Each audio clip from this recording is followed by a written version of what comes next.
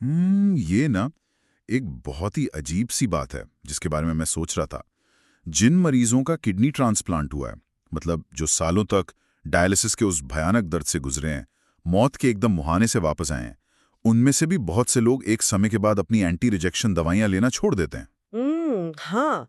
भले ही इसके परिणाम सीधे तौर पर उनके लिए जानलेवा हों। बिल्कुल। और ये कोई सुनी सुनाई बात नहीं है, बाकायदा मेडिकल डेटा ये साबित करता है। मतलब एक इंसान अपने पालतू कुत्ते के लिए तो हर महीने समय पर टिक ट्रीटमेंट लाएगा, उसकी दवा का अलार्म लगाएगा, लेकिन अपनी ही जीवन रक्षक दवा खाना भूल जाता है या कह लें जानबूझकर टाल देता है। सही कह रहे हैं आप। तो ऐसा क्यों होता है कि हम अपनी जान से ज्यादा एक जानवर की परवाह करते हैं? देखिए, ये मनोविज्ञान का एक बहुत ही गहरा और एक डार्क कोना है। पहली नज़र में ये बस भूलने की बीमारी या आलस लग सकता है, लेकिन इसके पीछे की जो असली वजह है ना, वो हमारे अचेतन मन में छिपी है। ये इस बात का बहुत ही विचलित करने वाला प्रमाण है कि हम इंसान खुद को किस नज़रिए से देखते हैं।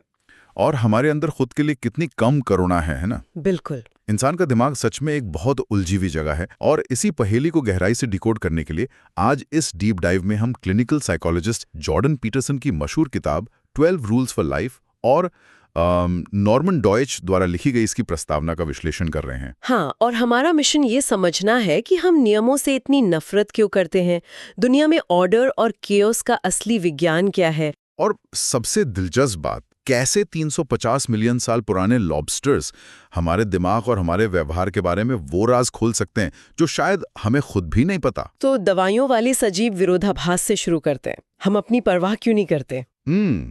इसका जवाब समझने के लिए हमें थोड़ा पीछे जाना होगा, हमारी इंसानी फितरत की तरफ। किताब की प्रस्तावना पढ़ने पर एक बात जो बहुत ही स्पष्ट उभर कर आती है, वो ये कि बुनियादी रूप से ना इंसान नियमों के खिलाफ बगावत करना चाहता है। मतलब हमें कोई बताए कि क्या करना है तो हमें चिढ़ मचती है। वही तो, हमें कोई ये बताए कि हमें क्या करना है, ये हमारी ईगो को चोट पहुंचाता है। लेकिन अगर हम बगावत कर भी लें तो क्या बिना नियमों के हम सच में आजाद हो जाते हैं? क्योंकि मुझे लगता है कि जब कोई नियम नहीं होता तो इंसान सबसे ज्यादा कंफ्यूज्ड होता है। और यही वो भ्रम है जिसमें इंसान फंसा है।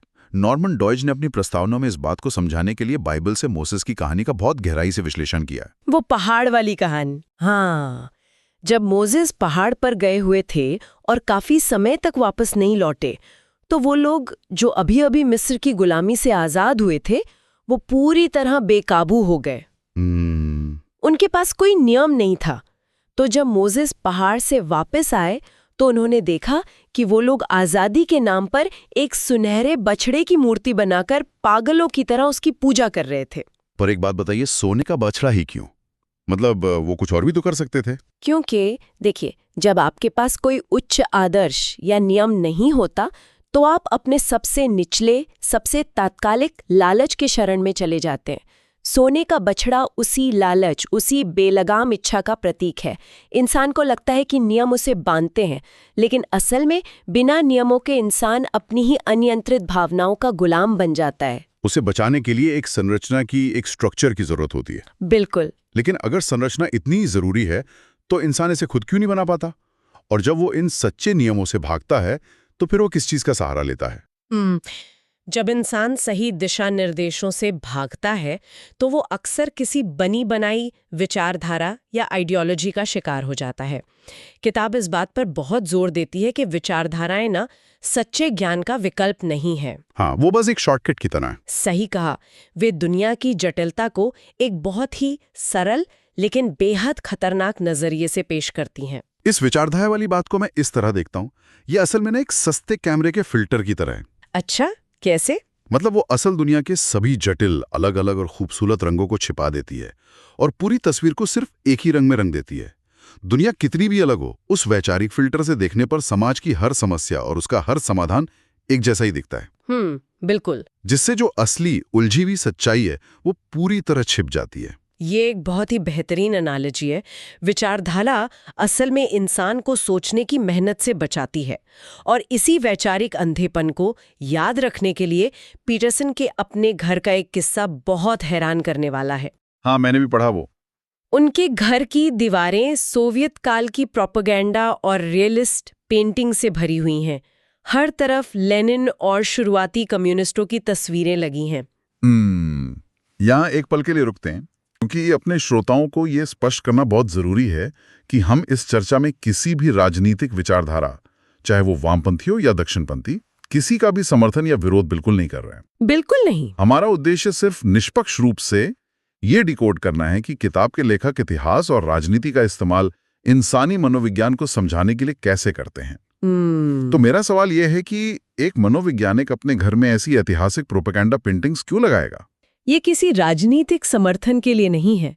ये असल में एक मनोवैज्ञानिक चेतावनी के रूप में है।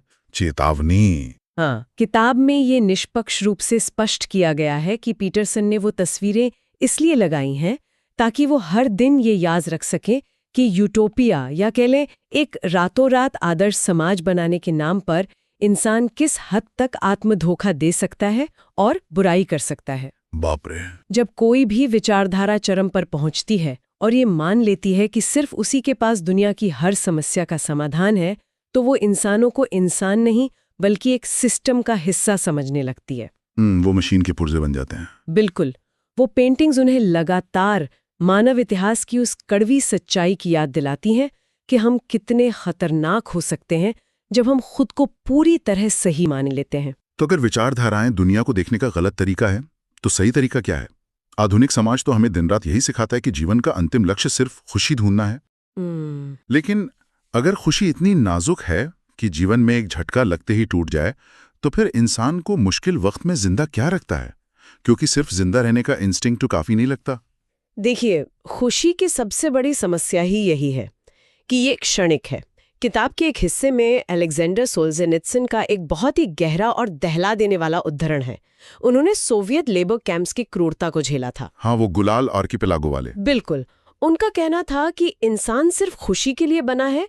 ये विचार लेबर कैंप में डंडे की पहली मार पड़ते ही हवा में उड़ जाता है। उफ।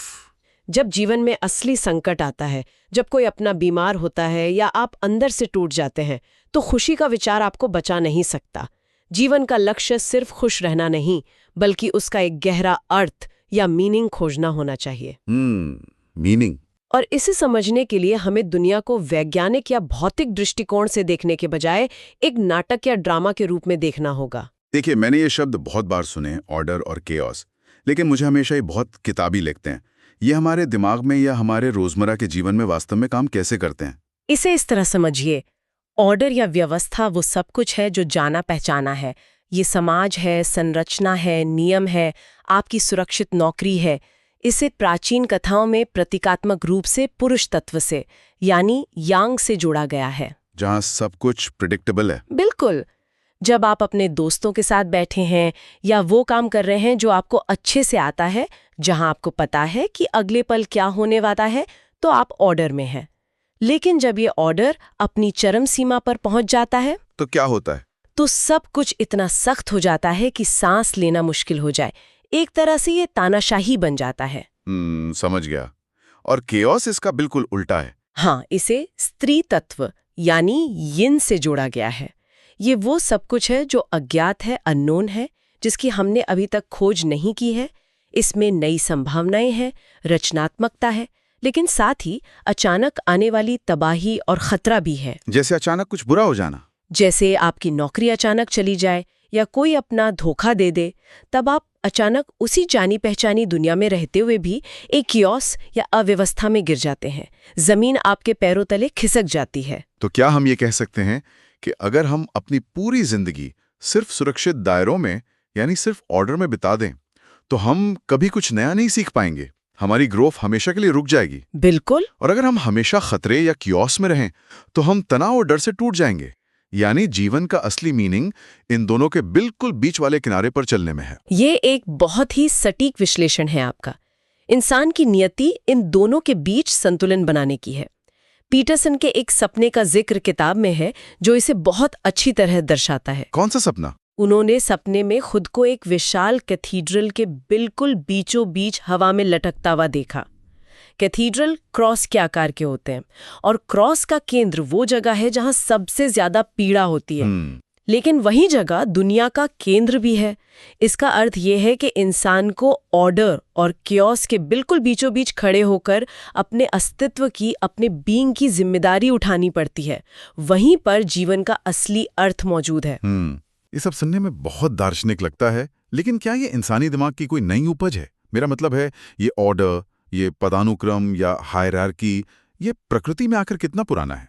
क्योंकि किताब में यहाँ एक बहुत ही दिलचस्प मोड़ आता है, जहाँ हम इंसानी मनोविज्ञान से निकलकर सीधे जानवरों के साम्राज्य में पहुंच जाते हैं। हाँ, और ये साबित करता है कि सामाजिक पदानुक्रम या डोमिनेंस हायरार्की इंसानों की बनाई हुई कोई नई सांस्कृतिक चीज नहीं है। किताब में रेन नाम की एक छोटी सी चिड़िया का किस्सा है। अरे हाँ, वो चिड़िया वाला किस्सा। ये चिड़िया आकार में बहुत छोटी होती है, मुश्किल से 1 औंस की, लेकिन जब अपने क्षेत्र या घोंसले को बचाने की बात आती है ना, तो ये बेहद आक्रामक हो जाती है। लेखक के पिता ने उस छोटी चिड़िया के लिए एक लकड़ी का घोंसला बनाया था और एक पड़ोसन ने एक पुराने रबर बूट से एक बड़ा घोंसला बनाकर पेड़ पर टांग दिया। और उस छोटी चिड़िया ने जो किया वो सच में हैरान करने वाला था। उसने अपना घर तो बसाया ही, लेकिन उस पड़ोसन के रबर बूट को लकड़ियों और तिनकों से ठसाठस भर दिया ताकि कोई दूसरा बड़ा पक्षी वहां आ ही ना सके। बिल्कुल, उसने अपना क्षेत्र बचाने के लिए ये एक बेहद क्रूर और चालाक कदम उठाया था। देखिए, ये क्षेत्र और हैसियत के लिए किया गया संघर्ष है, और ये पक्षियों से भी बहुत पीछे जाता है। यहीं पर 350 मिलियन साल पुराने लॉबस्टर्स की कहानी सामने आती है। समुद्री लॉबस्टर। हाँ, लॉबस्टर्स समुद्र के तल पर रहते हैं और वहाँ सुरक्षित छिपने की जगह है जहाँ से वो शिकार कर सकें, बहुत कम होती हैं।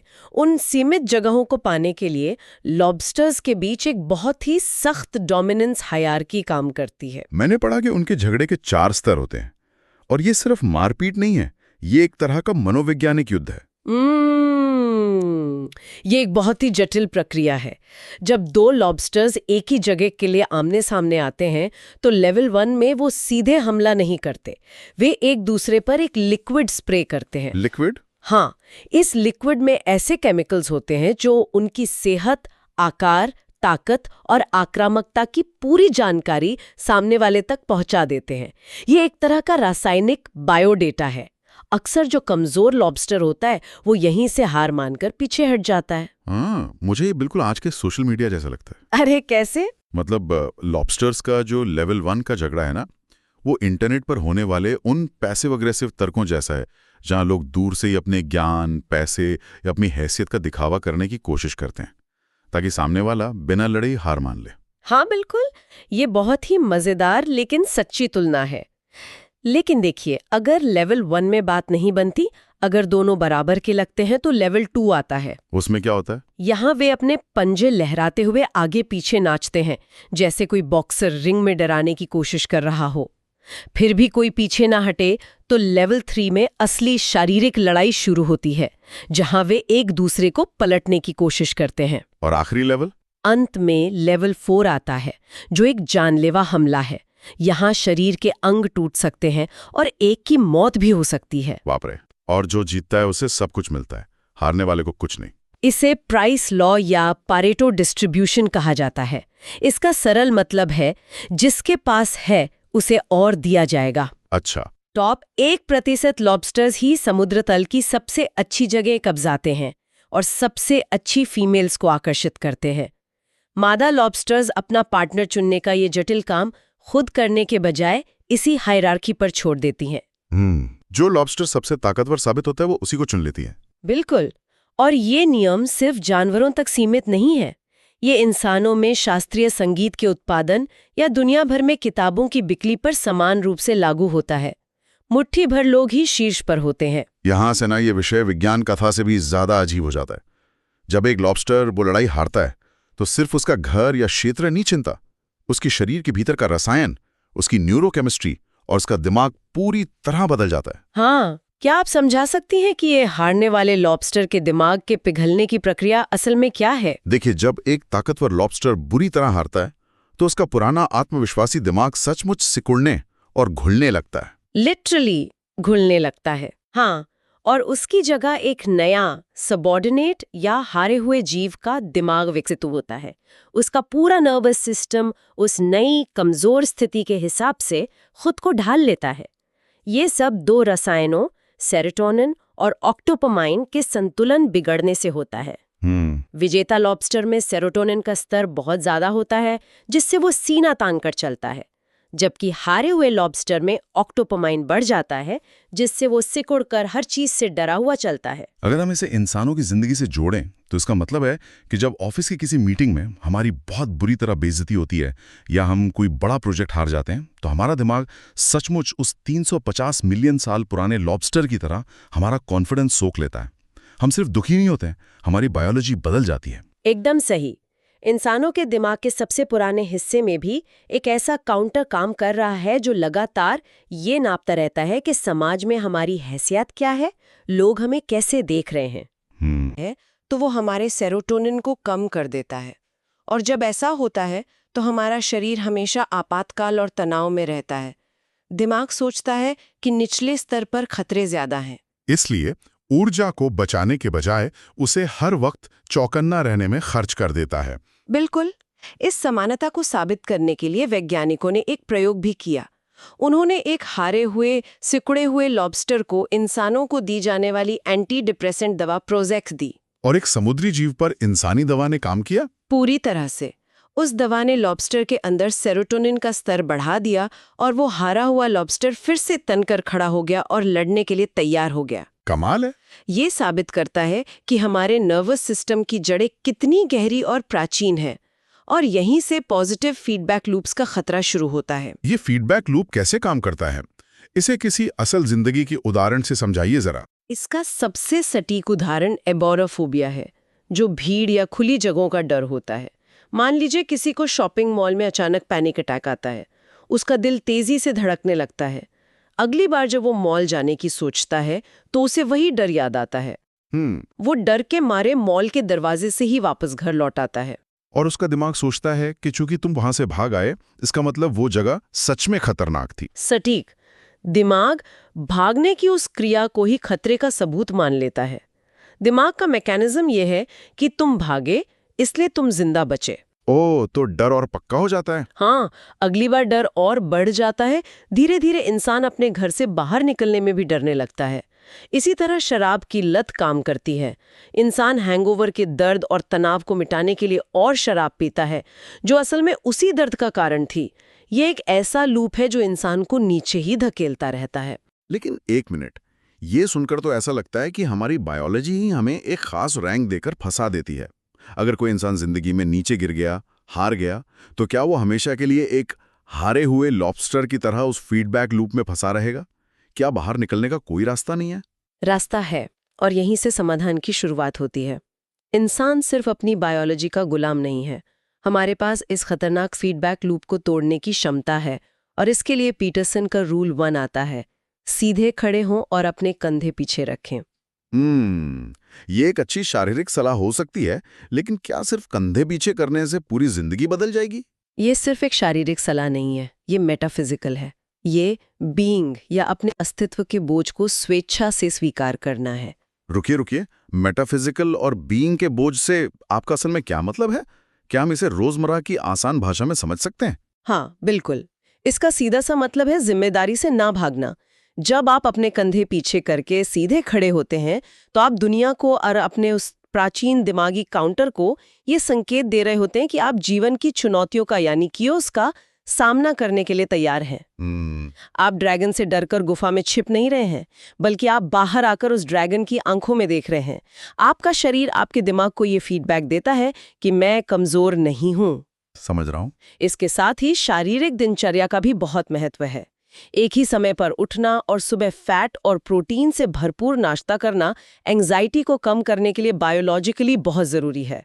रूटीन आपके दिमाग को ऑर्डर का संकेत देता है, जिससे खतरे का अलार्म बजना बंद हो जाता है। समझ गया। तो अब आते हैं उस सवाल पर जिससे हमने ये चर्चा शुरू की थी। इंसान अपने कुत्ते की दवा समय पर देता है, लेकिन अपनी जीवन रक्षक दवा क्यों छोड़ देता है?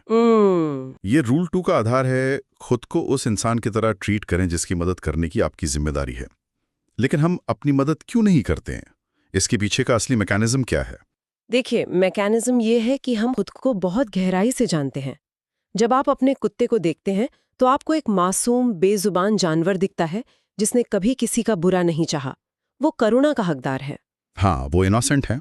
लेकिन जब इंसान खुद को आईने में देखता है तो उसे अपनी कमजोरियां, अपने बोले गए झूठ, अपने बुरे विचार और अपने भीतर की वो आक्रामकता साफ दिखाई देती है। अचेतन रूप से हम खुद को उस देखभाल के लायक ही नहीं मानते। ये आत्मग्लानि हमें अपना खुद का ख्याल रखने से रोकती है। एक मिनट, आप कह रही हैं कि खुद को एक अच्छे और मासूम इंसान की तरह देखना असल में गलत है। ये तो हमें बचपन से सिखाई गई हर बात के बिल्कुल उलट है। अगर हम खुद को बुरा मानेंगे या अपने अंदर की राक्षसी प्रवृत्ति को स्वीकार करेंगे तो हम दुनिया में अच्छाई कैसे लाएंगे? देखिए, ये राक्षस बनना नहीं है, बल्कि अपनी उस क्षमता को स्वीकार कर उसे एक अनुशासन में रखना है। सिर्फ मासूम और अच्छे बने रहना इंसान को दुनिया के तानाशाहों का, बुलीज का सबसे आसान शिकार बना देता है। समझ रहा हूं। जब एक इंसान ये मानता है कि उसके अंदर कोई बुराई नहीं है, तो जब उसका सामना दुनिया की असली क्रूरता से होता है, वो टूट जाता है। इसके विपरीत, जब आप अपनी आक्रामकता को स्वीकार करते हैं, ठीक वैसे ही जैसे नए सैनिक युद्ध के दौरान अपनी खुद की क्रूरता देखकर हैरान रह जाते हैं, तो आप उसे नियंत्रण में रखना सीखते हैं। हाँ। जब आपके पास दांत हों, आप खतरनाक हो सकते हो, लेकिन फिर भी आप अपनी इच्छा से उन दांतों का इस्तेमाल ना करने का फैसला लें, तब असली आत्मसम्मान जन्म लेता है। और जब आप अपना सम्मान करते हैं, तब आप खुद को उस जानवर की तरह कीमती मानते हैं, और तब आप अपनी दवाइयाँ समय पर लेते हैं। वाह! तो आज की इस गहरी चर्चा को अगर हम समेटें तो हमने देखा कि विचारधाराएं कैसे दुनिया की जटिलताओं को एक फिल्टर के जरिए छिपा देती हैं। हमने ये समझा कि ऑर्डर और कियोस के बीच की वो पतली लकीर ही वो जगह है जहां जीवन का असली अर्थ छिपा है। बिल्कुल। हमने 350 मिलियन साल पुराने लॉबस्टर से ये सीखा कि हार और जीत कैसे हमारी बायोलॉजी और सेरोटोनिन के स्तर को बदल देती है। और सबसे महत्वपूर्ण बात, हमने ये समझा कि खुद को एक मासूम बच्चा समझने के बजाय अपनी कमियों और अपनी खतरनाक प्रवृत्तियों को स्वीकार करके ही हम खुद की जिम्मेदारी ले सकते हैं। और अपनी जिम्मेदारी लेना ही दुनिया में व्यवस्था बनाए रखने का पहला और सबसे जरूरी कदम है। आज की इस चर्चा के बाद एक बड़ा सवाल ये उठता है कि अगर हमारे भीतर सच में करोड़ों साल पुराना एक प्राचीन दिमाग और एक जटिल इंसानी सोच एक साथ वास कर रहे हैं, तो क्या हमारी हर एक छोटी आदत, जैसे हमारा झुककर बैठना या तन कर चलना, महज एक शारीरिक क्रिया है, या फिर वो इस ब्रह्मांड को लगातार ये संदेश दे रही है कि हम इस दुनिया की मुश्किलों के सामने घुटने टेक रहे हैं या उनका डटकर सामना कर रहे हैं? और क्या कोई इंसान अपनी ही बुराइयों को जानने के बावजूद कभी खुद पर उतनी ही करुणा दिखा पाएगा जितनी वो एक बेजुबान जानवर पर दिखाता है?